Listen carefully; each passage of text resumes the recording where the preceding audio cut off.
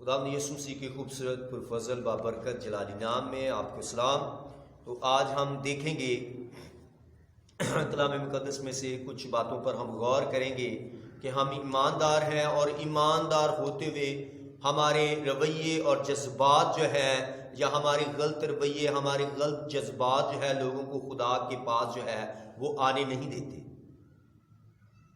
ہماری غلط رویے، ہم ایماندار، خود کو ہم ایماندار ہی کہتے ہیں مگر ہم ایماندار ہوتے نہیں ہیں۔ ہمارے رویوں سے لوگ واقف ہوتے ہیں، اور لوگ کیونکہ ہمارے رویوں سے واقف ہوتے ہیں اس وقت سے وہ خدا کے پاس آنا نہیں چاہتے ہیں۔ وہ کہتے ہیں کہ جو کام یہ شخص کرتا ہے وہ کام تو میں بھی کرتا ہوں، اس میں اور مجھ میں کوئی فرق نہیں ہے۔ تو اس وقت سے ہمارے غلط رویے، ہمارے غلط خیالات لوگوں کو جو ہے خدا کے پاس آنے نہیں دیتے۔ کئی دفعہ ہمارے اندر حسد ہوتا ہے، تو وہ گنہگاروں کے اندر بھی حسد ہوتا ہے۔ ہمارے اندر نامعافی کی روح ہوتی ہے، تو یاد رکھیں وہ ان لوگوں کے اندر بھی روح ہوتی ہے نامعافی کی جو نجات نہیں پاتے۔ ہمارے اندر مقابلے بازی کی روح ہے، تو ان لوگوں کے اندر بھی مقابلے بازی کی روح ہے جنہوں نے نجات نہیں پائی ہے۔ تو اگر ہم دوسروں کو برداشت نہیں کرتے تو وہ دوسرے لوگ بھی دوسرے لوگوں کو دیکھ کر جو ہے وہ برداشت نہیں کرتے۔ اگر ہم لالچ کرتے ہیں تو یاد رکھیں غیر ایمانداروں کے اندر بھی جو ہے وہ لالچ کی تاثیر جو ہے وہ کام کرتی ہے۔ اگر ہمارے اندر غرور ہے تو غیر ایماندار لوگوں کے اندر بھی جو ہے وہ غرور ہے۔ اگر ہمارے اندر لالچ ہے، لالچ کے غلط رویے تو ان کے اندر بھی ہے۔ تو وہ سوچتے ہیں کہ یہ سب کچھ تو ہمارے اندر بھی ہے، یہ کیسا ایماندار ہے، یہ اپنے آپ کو ایماندار کہتا ہے، جو کچھ میرے اندر ہے یہ سب کچھ اس کے اندر بھی ہے۔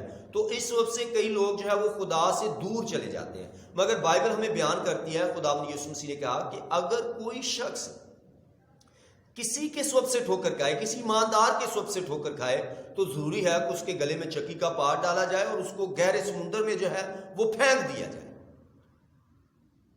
اس لیے ہمیں سوچنے کی ضرورت ہے کہ ہم کیسے ایماندار ہیں۔ ہم ایماندار ہیں، کلام مقدس میں لکھا ہے، یسوع مسیح کہتا ہے تو کہلاتا تو زندہ ہے مگر ہے مردہ۔ تو ہم خدا کی نظر میں مردے ہوتے ہیں۔ ہمارے اندر کتنی پاکیزگی ہے یہ خدا جانتا ہے۔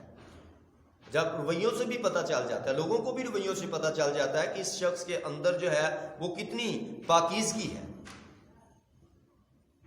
سو خداوند آپ کو برکت دے۔ اور پھر ہم دیکھتے ہیں بغاوت پر بھی کچھ دیر ہم غور کریں۔ شیطان آپ کے ذہن میں باغیانہ خیال ڈالتا ہے۔ بغاوت کا مطلب ہے خدا کے اختیار کو نہ ماننا، یا خدا کی بات کو نہ ماننا، یا نافرمانی یا ڈھیٹ پن ہے کہ ہم خدا کے کلام کو نہیں مانتے، نہیں اس بات کو مانتے، یہ ڈھیٹ پن ہے۔ تو پھر کئی دفعہ ہم الزام بھی لگاتے ہیں، اور یاد رکھیں الزام لگانے والے کو شیطان کہا گیا ہے۔ بھائیوں پر الزام لگانے والا کون ہے؟ شیطان بھائیوں پر الزام لگانے والا ہے۔ تو ہم راست باز ہیں، اور بائبل مقدس میں بھائی کہتی ہے، آپ خطوط کو پڑھتے ہیں، اے بھائیو، اے بھائیو، اے بھائیو ہے۔ اگر آپ بھائی ہیں تو یہ اپنے بھائیوں پر الزام مت لگائیں۔ اگر آپ ایسا کرتے ہیں تو اس کا مطلب ہے کہ آپ کے اندر شیطان کی تاثیر جو ہے وہ پورے طور پر کام کرتی ہے۔ سو خداوند آپ کو برکت دے۔ ایک دوسرے پر الزام نہیں، کلام مقدس میں لکھا ہے کہ خود کو ایک دوسرے سے بہتر سمجھو۔ ہم نے اپنے آپ کو ایک دوسرے کو جو ہے بہتر سمجھنا ہے۔ میں کہتا ہوں فلاں جو ہے وہ مجھ سے بہتر ہے، تو یہ خدا کی محبت ہے، خدا کا پیار ہے۔ خدا ہم سے محبت اور پیار کرتا ہے۔ خدا کو ہماری فکر ہے، اور خدا ہماری ہلاکت نہیں چاہتا ہے، کیونکہ خدا کو ہماری فکر ہے۔ اور پھر ہمارے غلط رویے، ہم نے بغاوت بھی دیکھ لیا، ہم الزام لگاتے ہیں، اور کئی دفعہ ہمارے اندر جنسی ناپاکی بھی ہوتی ہے۔ جنسی ناپاکی جو ہے وہ یاد رکھیں وہ شیطان کی طرف سے ہے۔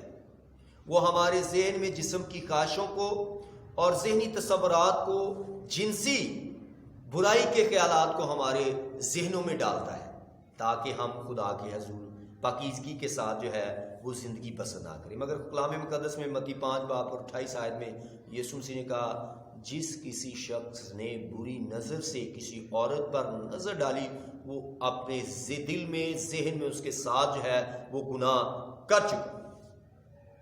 تو ایسی بہت ساری چیزیں ہیں جو ہمارے مسا کو، ہماری نائنٹنگ کو جو ہے وہ روکتی ہے، جو ہمیں روحانی طور پر بڑھنے سے جو ہے وہ روکتی ہے۔ اور ہمیں ان چیزوں سے ریپینٹ کرنے کی ضرورت ہے، ماننے کی ضرورت ہے۔ اپنے غلط رویوں کو جو ہم الزام لگاتے ہیں، ہمیں اس غلطی کو بھی ماننے کی ضرورت ہے۔ اور پھر جنسی ناپاکی ہے اگر ہماری زندگی میں، تو خدا سے کہیں کہ خداوند وہ خداوند تو میری زندگی میں اور میری سوچوں کو، میرے خیالات کو، میری زندگی کو جو ہے وہ پاک اور صاف کر دے، تاکہ میں ایک اچھی مسیحی زندگی جو ہے وہ بسر کر سکوں۔ اور اگر آپ ایسا نہیں کرتے ہیں تو یاد رکھیں آپ اپنے آپ کو اپنے جسم کے اختیار میں دیتے ہیں، اور آپ اپنے آپ کو جو ہے وہ شیطان کے اختیار میں جو ہے خود کو پیش کر دیتے ہیں، اور اس آپ روحانی اصولوں سے ہٹ کر جو ہے شیطان کے اصولوں کے ساتھ جو ہے وہ سمجھوتا کر لیتے ہیں۔ مثال کے طور پر وہ آپ سے کہے گا اس قدر پاکیزگی کے اختیار میں آپ آنے کی آپ کو ضرورت نہیں ہے،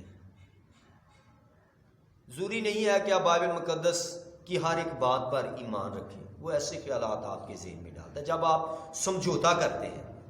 ہاللیلویہ۔ تو ہم نے اس کے ساتھ سمجھوتا نہیں کرنا ہے، دنیا کی چیزوں کے ساتھ ہم نے سمجھوتا نہیں کرنا، جسم کی چیزوں کے ساتھ، جسم کی خواہشوں کے ساتھ جو ہے ہم نے سمجھوتا نہیں کرنا۔ بائبل مقدس میں یوحنا کا پہلا خط اور اس کا دوسرا باب 15ویں اور 16ویں آیت میں لکھا ہوا ہے، یہ آیت میں جو ہے آپ کے سامنے پڑھوں گا۔ لکھا ہے دنیا سے محبت نہ رکھو، نہ ان چیزوں سے جو دنیا میں ہیں، جو کوئی دنیا سے محبت رکھتا ہے اس میں باپ کی محبت نہیں ہے، کیونکہ جو کچھ دنیا میں ہے، سنیے، کیونکہ جو کچھ دنیا میں ہے یعنی جسم کی خواہش اور آنکھوں کی خواہش، زندگی کی شیخی، وہ باپ کی طرف سے نہیں بلکہ دنیا کی طرف سے ہے۔ زندگی کی فکریں آپ کی زندگی میں خدا کے کلام کو غیر مؤثر کر سکتی ہیں، زندگی کی فکریں۔ اور یسوع مسیح نے بیج بونے والے کی تمثیل جو ہے وہ کہی ہے، اور پھر کلام مقدس میں سے ہمیں خبردار جو ہے وہ رہنے کے لیے بھی کہا، بس خبردار رہو، ایسا نہ ہو کہ تمہارا دل خمیر اور نشے بازی اور اس زندگی کی فکروں سے سست ہو جائے، اور وہ دن تم پر پھندے کی طرح ناگن آ پڑے۔ سو خداوند آپ کو برکت دے۔ میرے عزیزو، ہمیں ایک دوسرے سے محبت کرنے کی ضرورت ہے، ہمیں خدا سے محبت کرنے کی ضرورت ہے۔ اگر ہم کہتے ہیں ایماندار ہیں، اور اگر ہم دوسروں سے محبت نہیں رکھتے ہیں، اگر ہم دوسروں کی غلطیوں کو معاف نہیں کرتے ہیں، تو ہم ایماندار ہیں۔ سو خداوند آپ کو برکت دے۔ God bless you.